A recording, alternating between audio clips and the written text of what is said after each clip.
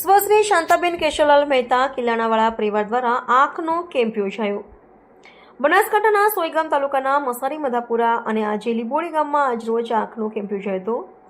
આંખના નંબર તેમજ મોતિયા વેળ તેમજ દરેક પ્રકારના આંખની તપાસ કરીને ઓપરેશન માટેની સગવડ કરી ઓપરેશન માટેની પણ દાતા શ્રીમતી સ્વશ્રી શાંતાબેન કેશવલાલ મહેતા પરિવાર તરફથી કરવામાં આવશે. આજરોજ સોયગામ તાલુકાના આજે લીંબોળીમાં કેમ્પ યોજાયો હતો. ગામ લોકોએ બહુ સુંદર સેવાઓ આપી હતી.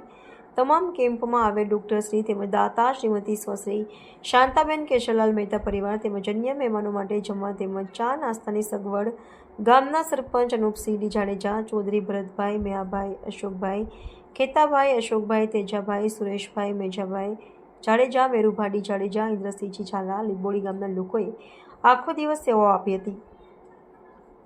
દર્દીઓને લાવવા લઈ જવા માટે સેવાઓ પૂરી પાડી હતી અને દાતાશ્રીઓનો આભાર માન્યો હતો. દાતાશ્રી તેમજ ડૉક્ટર લીલાભાઈ ઠાકોર, પ્રકાશભાઈ કે વ્યાસ, ડૉક્ટર પ્રભુભાઈ પ્રજાપતિ, ડૉક્ટરે સારી રીતે સેવાઓ પૂરી પાડી હતી. મુખ્ય દાતા શ્રી સ્વશ્રી શાંતાબેન કેશવલાલ મહેતાના પરિવાર દ્વારા આંખનો કેમ્પ રાખેલો હતો.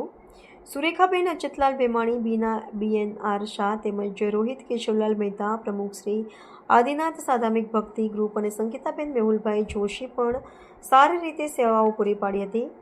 વધુમાં સ્વશ્રી શાંતાબેન કેશવલાલ મહેતાના પુત્ર રોહિત કેશવલાલ મહેતાએ વધુમાં જણાવે છે કે તે તેમના મા બાપની ઈચ્છા હતી કે આંખનો કેમ્પ રાખવો છે, પણ હાર તેમની આ દુનિયામાં હાજર ન હોવા છતાં મા બાપનું વચન આજે પૂરું કર્યું છે અને સોયગામના તમામ ગામોમાં આંખ માટેનો કેમ્પ કરવાની ઈચ્છા વ્યક્ત કરી હતી.